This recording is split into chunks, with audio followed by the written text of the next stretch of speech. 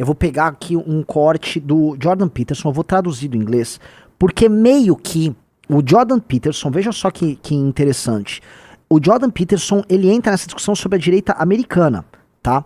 Eu vou pegar aqui, então vou mandar pro Riso um link, e eu vou começar a abordar essa questão do Wilker, mas da direita brasileira como um todo, dentro de um prisma do Jordan Peterson falando da direita americana. Tá?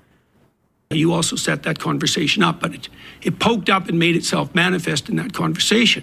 And the issue is, how do you identify the psychopathic pretenders? And it's even worse now. Então assim, ele tá falando sobre a direita e ele fala, olha, a questão é como você vai identificar esses fingidores psicopatas que existem, eles estão falando da direita americana. Vamos lá.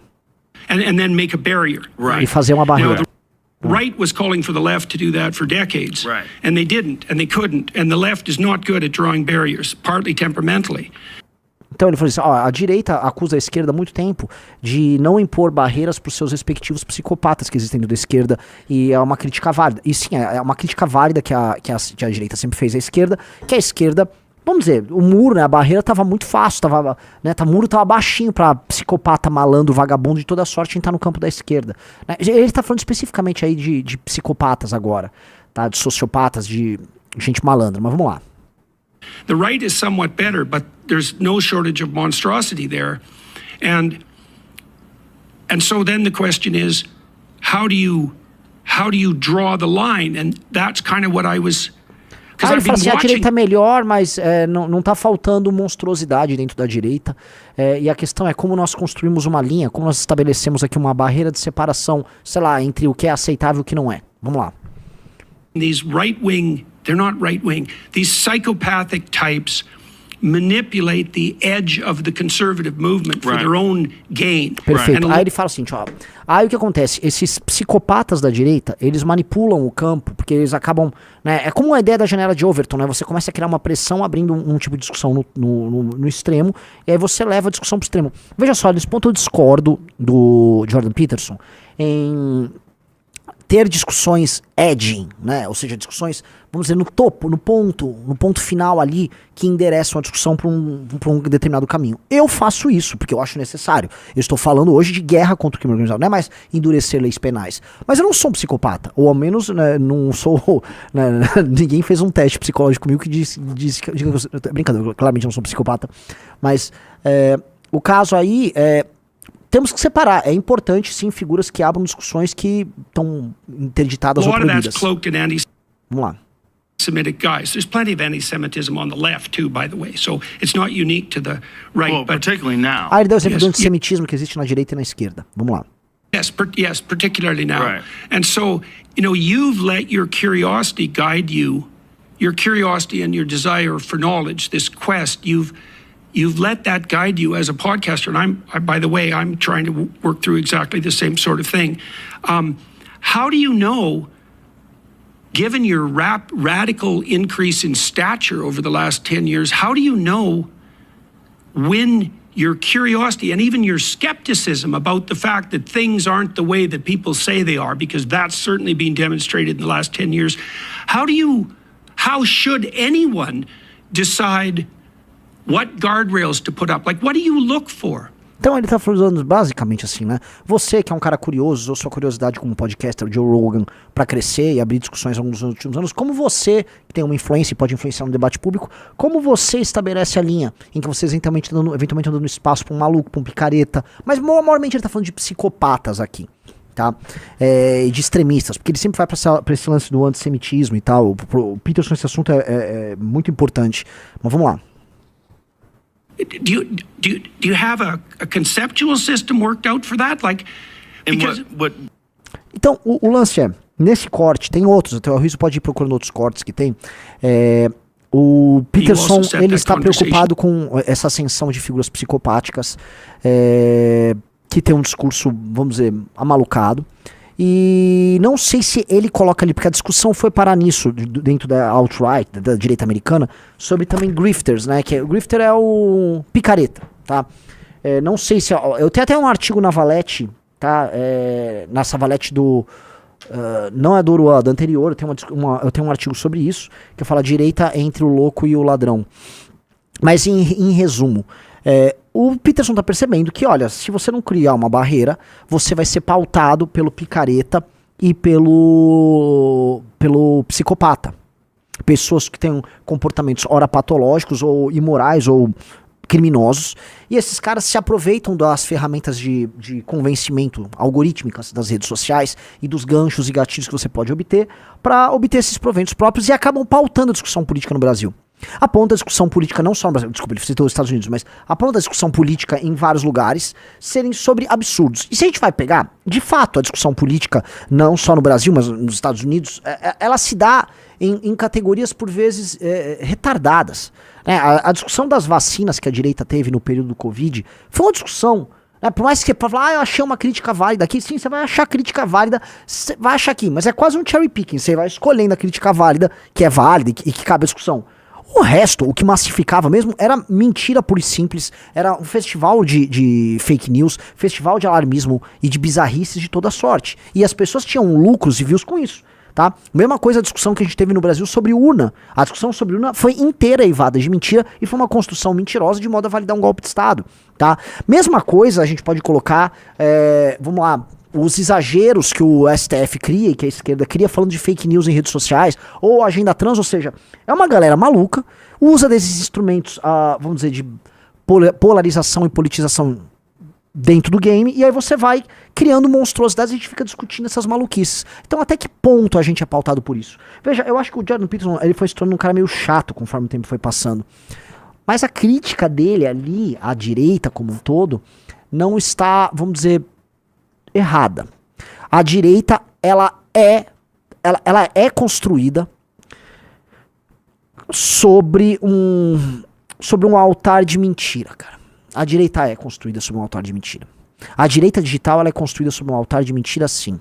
E dado que ela vai se renovando e se alterando, e ela é muito competitiva internamente, porque ela não existia de maneira estruturada, então tá todo mundo meio que nos últimos 10 anos ascendendo, a gente tá vivendo um gold rush.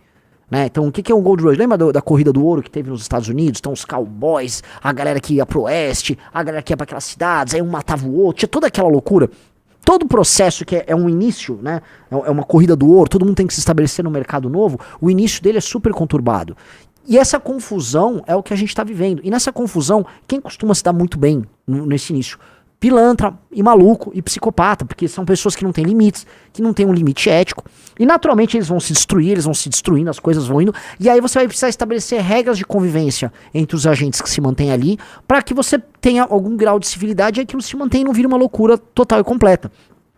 Então você vai chegar em algum equilíbrio. O que nós estamos vivendo, ainda na direita, é a existência disso. Eu volto a colocar, as pessoas ainda, né, não realizaram na cabeça que, recentemente, e foi tudo mais ou menos no mesmo período, tá? Num período de um mês, o Eduardo Bolsonaro divulga uma moeda que claramente era golpe. O Milei divulga uma moeda dando golpe. A Meloni divulga uma moeda dando golpe. E o Trump, acima de tudo, divulga uma moeda dando golpe, uma criptomoeda, um token, aí não sei exatamente como é que é o nome. Cara, todos os agentes políticos se falam dessa direita no mundo aí, deram um golpe mais ou menos ao mesmo tempo. Nos seus próprios seguidores. Um golpe na cara dura, assim, golpe. E a galera aceita e continua defendendo eles. Então, isso meio que foi normalizado e a galera ainda não tá realizando, cara, isso aconteceu. Pelo contrário, as pessoas estão sempre em busca de uma próxima aventura, então elas meio que elas esquecem. E assim, a velocidade do esquecimento das pessoas com as redes sociais é maior do que antes. O que é estranho, porque as redes sociais fazem com que nada desapareça, né? Tudo hoje é filmado, tudo é postado, todo mundo vai resgatar um tweet seu de 1, 2, 5 anos atrás. Então, as redes sociais, em certa medida, deveriam fazer com que houvesse uma memória comum e você, né, vai lembrando as coisas, você vai concatenando. Mas não, primeiro porque a própria neurociência prova, a gente toma decisões baseadas em impressões recentes sobre as coisas, né? Então, as impressões mais recentes, elas pautam com uma intensidade muito maior as decisões que você vai tomar. Inclusive, existe aquela frase máxima, né? Você é tão bom quanto sua última rodada, né? Um esportista fala isso, você é tão bom quanto sua última vitória, com a última rodada. Na Fórmula 1, você é tão bom quanto sua última corrida, você é tão bom quanto seu último jogo. E a mente humana é feita disso e as redes sociais não quebraram isso. Pelo contrário, parece que como a gente tá sempre desesperado por dopamina, por mais uma briga, por mais uma polêmica, a gente se esquece do que aconteceu. Então tem aí, que é o exemplo que eu dou, né? Como é que pode ter pessoas que acham que o Bolsonaro tá lutando por aqueles presos do dia 8, quando aquelas pessoas foram colocadas naquela situação pelo Bolsonaro, e quando elas foram presas no próprio dia 8, o Bolsonaro tratou elas como retardados mentais, como sabotadores, baderneiros, e hoje eles colocam como defensores, sendo que ele poderia ter evitado tudo aquilo, sendo que aquelas pessoas estavam na frente dos quartéis, porque o Bolsonaro e o Mauro Cid enganaram elas, e as provas que saíram, todas deram conta de que aquelas pessoas foram enganadas pelo próprio Bolsonaro, né? O que é muito maluco, só que as pessoas nem realizam, nem ligam pra isso, né? Como a gente pode ver até, estava aí o rapaz lá, o Wilker Leão, pelo contrário, galera, agora é hora de se juntar, vamos nos unir aí contra o comunismo, né? O que eu acho até bom, eu acho que tá traçada a nossa risca disso. Eu acho muito engraçado, porque nós éramos acusados pela imprensa de sermos os psicopatas, ou os manipuladores, ou os emissores de fake news. E até 2018 a gente sofria ataques de toda sorte, ataques muito duros contra o MBL, porque o MBL, né, assim, até 2018 a nossa página de Facebook era a página de política mais movimentada do mundo, uma das 5 páginas de políticas mais movimentadas em termos de audiência do mundo, o Riso pode me confirmar. Sim. Era bizarro. Em 2017, por exemplo, a gente tinha mais views diários na nossa página de Facebook que o Trump, era bizarro. Bizarro. Só falando de Lava Jato, que mostra que assim, o brasileiro era completamente ligado em política de rede social e tal. Normal. Né? Eu quero dizer que isso também não quer dizer porra nenhuma, porque não ganhamos dinheiro e estrutura com aquilo. Hoje a gente nem tem praticamente Facebook, usa muito pouco Facebook, e honestamente não faz diferença. O que mostra que os instrumentos para você fazer convencimento são outros do que postar um meme, bomba, fulano foi preso, né? Dito isso, o que eu posso colocar, a imprensa nos colocava nesse polo, mas a gente começou a estabelecer os limites, porque quando a gente viu o surgimento do Bolsonaro, a gente começou a perceber, mas o negócio é puro picaretagem. Acho que pra mim o grande susto veio com o Frota. Eu sempre conto isso, não quero me repetir, mas quando o Frota roubou a marca MBL no ano de 2017, ele registra a marca MBL, com a gente já tendo feito um registro anterior, e vai na imprensa falar que se tornou dono da marca MBL, e tenta tirar nossas redes, nosso site, tudo do ar, cancelar eventos que a gente estava fazendo, ou seja, ele queria fechar o MBL, e aí ele vai na Mônica Bergamo e fala, não, eu estou oferecendo pro Bolsonaro, o Bolsonaro fala, eu aceito, só não pode me dar beijo na boca. Eu falei, puta que pariu, tá autorizado dentro da direita você ser um completo picareta, porque esse Frota é um completo de um vagabundo, sempre foi, um vagabundo, um lixo humano. E as pessoas, não, o Frota é conservador, o Frota está enfrentando a esquerda. Eu falei, puta, olha o tipo de manipulação que a gente tá tendo, né? Um cara que tem um comportamento psicopático. Aqui, ó. Bolsonaro disse que só não beija Alexandre Frota, mas aceita a marca MBL. Gente, isso que eu tô falando aconteceu. Tá, ó, de 2017. Parece assim, foi muito tempo atrás. E foi, né? 8 anos atrás isso. 7 anos e meio atrás. Mas isso aconteceu. Só pra vocês verem. Tá? Isto aconteceu. E nós tivemos que lidar com isso. E na época o público nosso, que também era Bolsonaro, tinha um público horrível na época, né? Hoje acho que ninguém daquela época nos segue. Nos falava nas lives, existia um famoso MBL News naquela época, com salsicha e tal. O público falava, parem de brigar, se unam. O argumento que o nosso querido Wilker tá usando. Vamos nos unir, né? Em nome do... Se unam. Eu definitivamente, naquela época, a gente falou, puta, não dá pra se unir com todo mundo. Naquela época eu falei, nós não vamos apoiar o Bolsonaro de maneira alguma. Porque esse cara... é um picareta. E um cara que se junta com o Frota. E aí a direita... a gente achava que, vamos dizer, havia uma direita muito bacana. Havia uma coisa muito bacana acontecendo. E havia um pequeno percentual de malandro. Tipo, todo setor tem seu pequeno percentual de malandro. E pra gente entender que, na verdade, 90% é malandro e só 10% presta. Quando a gente foi entender, na verdade, que existe aquela questão talvez a proporção lá do Pareto, lá, né? 2-4, não sei o quê. Quando a gente for entender que, deixa eu entender. O que importa aqui é uma pequena minoria que presta e o resto não presta. Quando a gente foi conhecer o Dallagnol, falou, puta, o Dallagnol é um puta de um vagabundo. O Dallagnol é um mentiroso do cacete, né? O Bolsonaro acaba com a Lava Jato e fica igual uma cadela atrás do Bolsonaro lá. Bolsonaro te amo, Bolsonaro te amo. Quando eu fui entender que o comportamento geral é um comportamento interesseiro, vil, que os caras trocavam qualquer coisa e que tudo era fingição, a gente se sentiu o maior otário de todos. E foi uma coisa que pra gente foi uma dor existencial, monumental. Foi uma 80-20. Foi um troço assim, puta que pariu. Que é isso, cara? Foi chocante. Eu falo pra vocês, o negócio, assim, foi bizarro. Porque a gente começou a olhar e falar... não valeu a pena o impeachment. Até hoje vem essa questão, o impeachment, né, ele fez, pô, o impeachment vai fazer 10 anos, Riso, né, em 2000 ano que vem o impeachment vai fazer 10 anos, o impeachment vai fazendo 9 anos agora, né, o impeachment vai fazer 10 anos. Valeu a pena o impeachment, né? Eu acho que valeu a pena historicamente como uma vitória que tirou o PT essencialmente do poder por conta dos crimes que eles estavam cometendo em série. Era uma série de crimes, eles transformaram o Brasil numa cleptocracia, sim. Mas as consequências do impeachment, até agora, por mais que a gente tenha algumas consequências econômicas, como foi a reforma trabalhista, a PEC do teto, consequências do governo Temer, tá? E um pouquinho da reforma da Previdência que depois veio no governo do Bolsonaro, no geral, as consequências pro Brasil, eu acho que elas estão ali quase que um 0-0. E olha que eu posso falar assim, o impeachment em grande medida definiu o que foi o MBL. O MBL falou, nós temos que ser legatários, defensores do impeachment para sempre. Veja, hoje o MBL é muito maior do que foi o impeachment, né? O MBL sobreviveu, né? Você já viu aquela história daquelas bandas que eles chamam de One Hit Wonder? Você sabe o que é One Hit Wonder? Aquela banda que faz uma música só, estoura com aquela música e desaparece, né? Várias bandas foram assim. Tá? Vocês podem listar, botem aí nos comentários bandas que só fizeram uma música, um sucesso e desapareceram. E a gente todo mundo tem um medo de ser um One Hit Wonder. O MBL, porra, se a gente for uma banda de um sucesso só que foi o impeachment, né? Ou banda de um primeiro álbum incrível. Mas não, o MBL resistiu ao teste do tempo, os 10 anos provam que o MBL resistiu.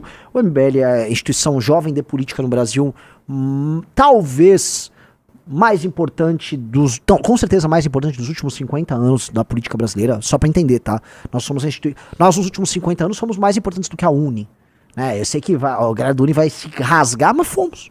E olha que nós não temos dinheiro estatal, não somos uma entidade praticamente paraestatal como é a Uni. Não, nada disso. Nós somos uma entidade privada e nós somos mais relevantes. A gente entregou o impeachment. A Uni fingiu que entregou alguma coisa de impeachment lá com o Collor. A gente entregou o impeachment de verdade, participou da discussão e permanecemos sendo relevantes na política brasileira, coisa que a Uni não é há muito tempo. A Uni não serve pra nada, sejamos lá. A Uni é uma vendedora de carteirinha de estudante. Só que a gente não vai se resumir a isso, né? Montando partido político, movimento cultural, tem todo um pacote de construções que a gente está fazendo que são bem legais. Então, eu acho que o fato do MBL tá fazendo isso ajudou a gente a sobreviver e impôs um conjunto de valores. E o problema é o seguinte: nada nos diz que o restante da direita vai melhorar. E me parece que a regra, não só aqui, mas nos Estados Unidos, fora, é a regra da picaretagem, né? O grifter é a regra, ele não é a exceção. E talvez a gente possa ter, na verdade... como é que eu posso colocar aí, galera? Você sabe a distribuição normal, a curva da distribuição, a gaussiana, aquela curva do sino, né? E aí ela pode ir para a direita e para a esquerda, né? Na qualidade, né? Dependendo do país, né? Então o Brasil vai... Quando ela vai ser muito picareta. Talvez na Alemanha ela não vai ser tão picareta, tal. Mas a distribuição normal, e aí a intensidade vai se dar de acordo talvez com a natureza moral, o grau de confiança que as pessoas têm. Claramente o Brasil, por não ser uma sociedade baseada em confiança, você tem muito estímulo para que, caso seja um político trabalhando com redes sociais, você seja o mais picareta possível. Então os nossos estímulos são muito da picaretagem, o Brasil é um país de picaretagem.